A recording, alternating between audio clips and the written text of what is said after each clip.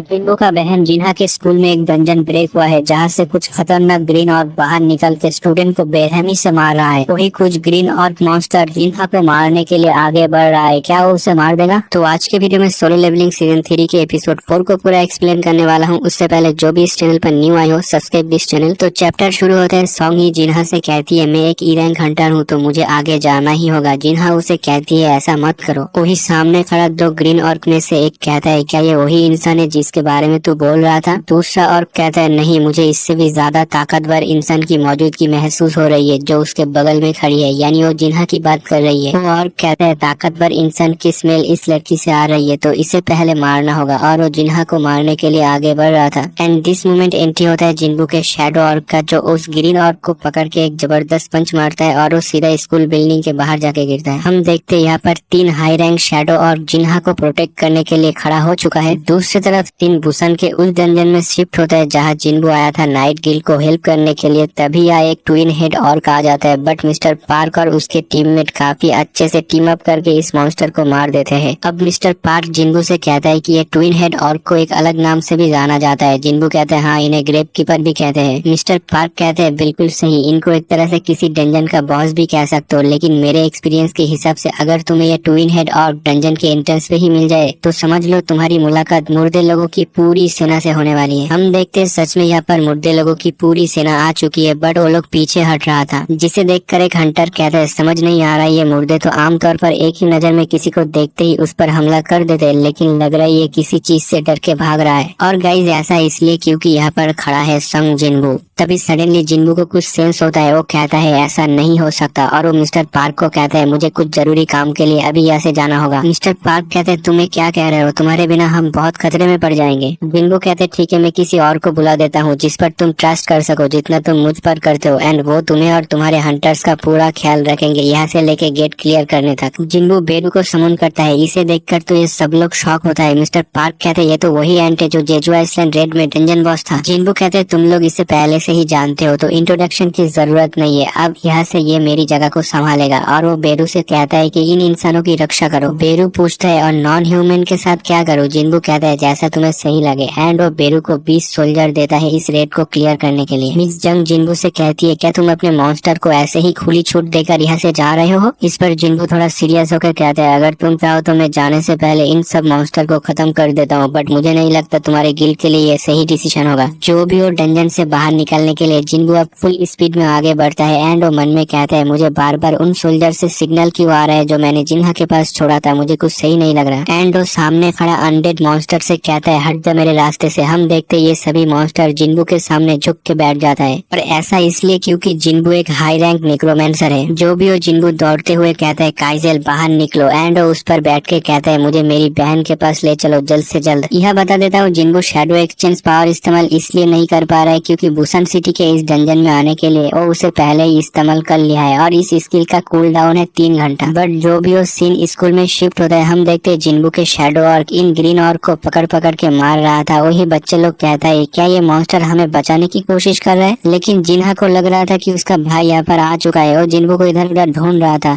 But ये shadow arc उसे रोक देता है एंड किसी तरफ इशारा करता है। हम देखते यहाँ पर ग्रीन ऑर्क का बॉस भी आ जाता है जो थ्रोन पर बैठा हुआ था। वो कहता है मेरा नाम है ग्रेक्टर, रेड ब्लेड ट्राइब का चीफ, और आखिरकार मैं आजाद हो चुका हूँ और अब मुझे कोई नहीं रोक सकता। हम देखते कुछ और के ग्रेक्टर से कहता है चीफ एक हाई ऑर्क का ग्रुप इंसानों की मदद कर रहा है। ग्रेक्टर पूछता है वो कितने ऑर्क है? ये कहता है 3 है चीफ। ग्रेक्टर कहता है गजब बेइज्जती, तुम लोग 3 ऑर्क को नहीं मार पा रहे हो, किधर है वो सब? आज सब मरेंगे मेरे हाथों से। दूसरी तरफ सीन डंजन में शिफ्ट होता है। जिन्बू का शैडो एंड काफी अच्छे से रेड को संभाल रहा है, बट बाकी हंटर डरा हुआ है कि ये एंट उन पर ही ना हमला कर दे। मिस्टर पार्क के दिमाग में भी ये चल रहा था, लेकिन वो खुद को मोटिवेट करता है कि वो इसे कर सकता है। तभी उसके सामने बेरू आ जाता है, जिसे देखकर बंदे की तो फट जाती है। वो मन में कहती है इसने तो डरा ही दिया, एंड वो बेरू से कहता है तो चलो चलते हैं, बट बेरू कोई जवाब नहीं देता। बंदा डरे हुए कहता है क्या हमें जाना चाहिए, लेकिन बेरू अचानक वहाँ से गायब हो जाता है और फिर यहाँ पर वापस आ जाता है। मिस्टर पार्क भी लाइक कितना डराएगा, बट बेरू उसकी तरफ कुछ फेंकता है। तभी बेरू को कुछ सेंस होता है एंड वो अपने साथियों के साथ यहाँ से निकल जाता है। वही एक हंटर आके कहता है गिल मास्टर क्या आप ठीक है, और क्या हमें इस मॉन्स्टर को फॉलो करना चाहिए? मिस्टर पार्क कहता है मैं ठीक हूँ। अब वो सभी उसके तरफ देखता है जो बेरू ने उनके तरफ फेंका था, और एक high rank monster death night का सर होता है। जो भी हो सब लोगों को चाहिए पैसा, तो सभी बेरू को ही फॉलो करता है क्योंकि कोई पागल ही होगा जो इस रेट से भागेगा। उसके बाद सीन चेंज होता है, हम देखते हैं जिन्बू का शैडो और ग्रेक्टर से फाइट करते हुए स्ट्रगल कर रहा था और बाकी के ग्रीन और ग्रेक्टर को चीयर अप कर रहा होता है। वही ग्रेक्टर अपना तलवार निकल के इन हाई ऑर्क के तरफ करके कहता है, एक ऑर्क का टैटू ये दिखाता है कि उसने कितने फाइट को जीता है और उसने कितने वॉरियर को मारा है। बट तुझे देखकर लगता है कि तूने कुछ ही वॉरियर को मारा है, तो क्या तुझमें इतना ही दम है? एंड उस ऑर्क को मारने ही वाला था, तभी एक दूसरा ऑर्क उसके सामने आ जाता है, बट ग्रेक्टर उसे भी काट के रख देता है। लेकिन वो ये देखकर शॉक होता है कि ये फिर से रीजेनरेट हो रहा है। ग्रेक्टर कहता है, तुम लोग एक मैजिक स्पेल के अंदर हो, तो नो मैटर मैं तुम लोगों को कितने बार काटो, कुछ चेंज तो होने वाला नहीं है। तभी उसके सर में दर्द होने लगता है एंड उसके दिमाग में एक आवाज गूंज रहा था, किल द ह्यूमन। ग्रेक्टर मन में कहता है, ये चीज मेरे दिमाग में बार बार आ रहा है, तो मुझे इस फाइट को जल्दी ही खत्म करना होगा। और वो सोचता है, अगर इन सबको कोई मेज बचा रहा है तो मुझे उसे ही ढूंढ के मारना होगा। एंड वो जिन्हा की तरफ देखता है और अपने साथियों को ऑर्डर देता है कि इस लड़की को मार डालो। हम देखते हैं सभी ग्रीन ऑर्क लगातार जिन्बू के शैडो ऑर्क को मार रहा था, जिस चक्कर में उन्हें रीजेनरेशन होने के लिए टाइम भी नहीं मिल रहा था। और इसी चीज का फायदा उठा के ग्रेक्टर जिन्हा को पकड़ लेता है और गुस्से में कहता है, ये सब तेरा ही काम है, मैं क्लियरली तेरे अंदर मैजिकल पावर को देख सकता हूँ। वही जिन्हा का दम घुट रहा था, तभी अचानक ग्रेक्टर को कुछ फील होता है एंड वो बाहर के तरफ देखता है तो कोई चीज उनके तरफ आ रहा था बहुत ही तेजी से, जिसे देखकर बंदे का हाथ तो कांपने लगता है और वो जिन्हा को छोड़ देता है। एंड जो चीज उनके तरफ आ रही थी वो जिन्बू और काइजल होते हैं। ग्रेक्टर तो बहुत ही डरे हुए कहता है, ये तो कोई खतरनाक सी चीज है, और वो अपने साथियों को भागने के लिए कहता है, बट देर हो चुकी थी क्योंकि जिन्बू यहाँ पर एंट्री कर चुका है। वो सबसे पहले जिन्हा के सर पर हाथ रखकर कहता है, अब डरने की जरूरत नहीं है, तुम सेफ हो जिन्हा। वही ग्रेक्टर कुछ बोलने ही वाला था, लेकिन उससे पहले जिन्बू उसकी तरफ उंगली पॉइंट करके कहता है, तू चुप रहे और भागने की कोशिश भी मत करियो।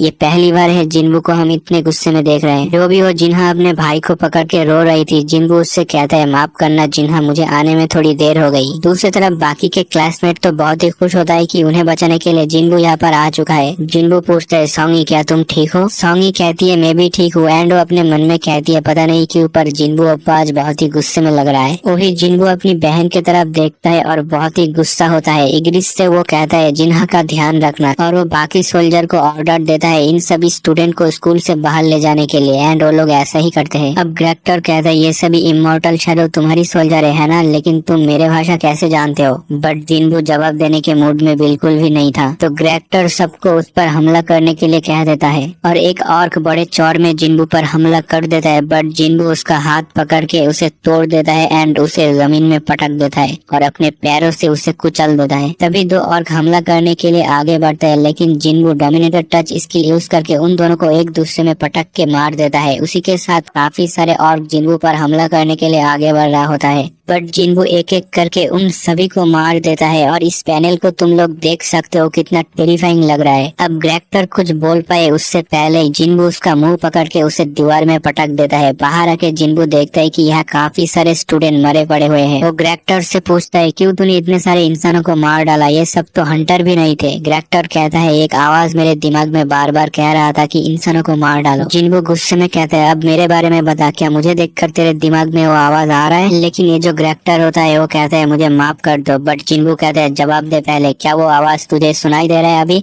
जब तू मुझे देख रहा है तो? लेकिन ग्रेक्टर से माफी मांग रहा था, तो जिन्बू अब ड्रैगन निकल के कहते हैं, तेरे नजरों में भी मैं एक इंसान नहीं हूँ, है ना? बट मुझे इससे कोई फर्क नहीं पड़ता। और वो गुस्से में उसे मार देता है। उसके बाद सीन चेंज होता है, हम लोग डंजन बॉस को देखते हैं जिसके पास अनडेड का आर्मी मौजूद है, जिसे देखकर मिस्टर पार्क और उसका साथी तो नर्वस होता है क्योंकि उन लोगों को चारों तरफ से अनडेड का आर्मी घेर रहा था। तभी यहाँ पर बेरू आ जाता है हेल्प करने के लिए, जिसे देखकर डंजन बॉस कहते हैं, तुम तो शैडो आर्मी से हो, तो आखिर किंग का पर्सनल आर्मी हम पर हमला करने क्यों आया है? तभी बेरू उसकी तरफ उंगली पॉइंट करके कहते हैं, हमें किंग ने चुना है, ना कि तुमने। डंजन बॉस कहता है, इम्पॉसिबल, मैं खुद जाके किंग से बात करूंगा। बट बेरू उसके सीने में अपना हाथ घुसा देता है और कहता है, जो मरने वाला हो उसे ज्यादा बात करना नहीं चाहिए। एंड बेरू उसके सीने में से एक मैजिक स्टोन को निकाल के उसे तोड़ देता है, जिससे सभी अनडेड आर्मी एलिमिनेट हो जाता है। ये देखकर सभी हंटर तो शॉक होता है। वही बेरू जोर से चीख रहा था, जिसे देखकर मिस्टर पार्क कहता है, मैं जानता था ये पावरफुल है, बट इतना ज्यादा ये नहीं पता था। पास से उसका साथी कहता है, इतना ताकतवर सोल्जर होने से मिस्टर संग जिन्बू को डंजन में एंटर करने की जरूरत ही नहीं पड़ी। मिस्टर पार्क को भी फील होता है कि मिस्टर संग इन सभी शैडो को अपनी मैजिक एनर्जी से कंट्रोल कर रहा है, जिससे पता चलता है कि जिन्बू कितना ताकतवर है। वो इतना ताकतवर है कि कंट्री के किसी भी बड़े गिल्ड से ज्यादा पावरफुल है। एंड ये लोग जिन्बू के साथ एक एक अलायंस बनाने की सोच रहा होता है। उसके बाद सीन स्कूल में शिफ्ट होता है जहाँ पुलिस और एम्बुलेंस आ रखा है। हम देखते हैं सभी पेरेंट्स अपने बच्चों को देखने के लिए भाग रहा होता है। एंड देन सीन थोड़ा शिफ्ट होता है। मिस्टर गोगुनी और जिन्बू कार पर बैठ के कहीं पर जा रहा था। मिस्टर गोगुनी सबसे पहले स्कूल के अंदर कितने सारे स्टूडेंट मारा गया है उनके बारे में बता रहा होता है। एंड वो अपना फोन जिन्बू को देता है कुछ देखने के लिए। हम यहाँ पर एक ग्राफ चार्ट को देखते हैं और ये इस चीज का निशानी है कि पिछले 6 महीने में कितना गेट ओपन हुआ है और वो कंटिन्यूअसली बढ़ ही जा रहा है। जो भी वो जिन्बू पूछता है आप मुझसे मिलना क्यों चाहते थे, मिस्टर गोगुनी उसे एक डॉक्यूमेंट देके कहता है सभी कंट्री के लोग तुमसे मिलना चाहता है और अपने कंट्री के लिए रिक्रूट करना चाहता है और हंटर एसोसिएशन के पास कोई राइट नहीं है तुम्हें रोकने का। हम सिर्फ तुम्हारे पर्सनल इंफॉर्मेशन को प्रोटेक्ट कर सकते हैं जैसे तुमने कहा था। जो भी हो ये सभी चीजें डिपेंड करते हैं तुम्हारे डिसीजन पर, बट अगर तुमने साउथ कोरिया को छोड़ दिया तो हमारे लिए खतरा बढ़ जाएगा। यानी वो गेट की बात कर रहा है। तभी गोगुनी कहते हैं हम लोग हॉस्पिटल में आ चुके हैं जहाँ पर तुम्हारी सिस्टर एडमिट है। जिन्बू कार से निकल के जा रहा था। मिस्टर गोगुनी उससे कहते हैं मैं तुम्हें वो सब कुछ दूंगा जो तुम्हें जरूरत है, लेकिन प्लीज इस कंट्री को मत छोड़ना। इसी मौके का फायदा उठा के जिन्बू कहता है ऐसा है तो क्या आप मुझे फ्यूचर में हाई रैंक गेट को खुद अकेला हैंडल करने देंगे। मिस्टर गोगुनी कहता है तो तुम मुझे मिनिमम हेड काउंट रूल को हटाने के लिए कह रहे हो। जिन्बू कहता है यस। अब मिस्टर गोगुनी इस चीज को हैंडल करने वाला है। उसके बाद सीन चेंज होता है। हमें जिन्हो के बहन को दिखाया जाता है जिसका नाम है सोह्यून। जिन्हो उसे कॉल लगा के कहता है क्या तुम हमारे गिल को ज्वाइन करोगे, हम तुमसे काम नहीं कराएंगे, बस तुम आके ज्वाइन हो जाओ बस। सोह्यून कहती है सडनली तुम्हें गिल का आइडिया कहाँ से आया और तुम्हें पता है ना जिन्हो कोरिया वापस आ रहा है। जिन्हो कहती है हाँ मैं जानती हूँ, वो आखिरकार मेरी बड़ी बहन है, बट हमें हमारे गिल के लिए एक फाउंडिंग मेंबर की जरूरत है। सोह्यून कहती है तो तुम मुझे एक ऐसे गिल में ज्वाइन करने के लिए कह रहे हो जिसे तुमने अभी तक क्रिएट भी नहीं किया। कहती है क्या तुम श्योर हो तुम्हारा गिल मास्टर तुमसे स्कैम नहीं करवा रहा। जिन्हो कहता है अगर तुम उसे देखोगे तो खुद ही शॉक हो जाओगे। उसके बाद सीन जिन्बू के ऑफिस में शिफ्ट होता है। जिन्बू ने कुछ ऐसा देख लिया जिसे देखकर वो काफी ज्यादा चौंक जाता है और वो जिन्हो से पूछता है क्या ये थर्ड मेंबर वही है जिसके बारे में तुम बात कर रहे थे। जिन्हो जवाब देता है यस ये मेरी कजन है सोह्यून और एक ए रैंक हंटर है। सोह्यून तो काफी हैरान होके कहती है क्या सच में मैं रियल संग जिन्बू के सामने खड़ा हूँ। जिन्हो कहता है इससे क्या हुआ, तुम भी तो एक सेलिब्रिटी हो। अब जिन्बू उसे सामने से अपने गिल में आने के लिए इनवाइट देता है और इस बार सोह्यून एक ही बार में उसे एक्सेप्ट कर लेती है। अब सोह्यून जिन्बू को अपने साथ एक सेल्फी खिंचाने के लिए पूछती है जिसे वो सोशल मीडिया में पोस्ट करने वाला है। उसके बाद सीन एसोसिएशन में शिफ्ट होता है। सभी लोग जिन्बू के उस रूल के खिलाफ होता है, बट आखिरकार सभी लोग जिन्बू को स्पेशल ट्रीटमेंट देने के लिए एग्री कर लेते हैं क्योंकि आखिरकार सारे कंट्री उसे रिक्रूट करने के लिए बहुत ही कोशिश कर रहा है। उसके बाद सीन चेंज होता है। हम सोह्यून के उस सेल्फी को देखते हैं जो उसने जिन्बू के साथ खिंचाई थी। एंड ये जो चीज है ना मिस चाहाइन भी देख लेती है और उसे बिल्कुल भी अच्छा नहीं लग रहा था। उसी के साथ आज का ये एपिसोड यहीं पर ही खत्म हो जाता है। अगर एक्सप्लेनेशन देखते देखते यहाँ तक पहुंच चुके तो लाइक शेयर सब्सक्राइब कर देना।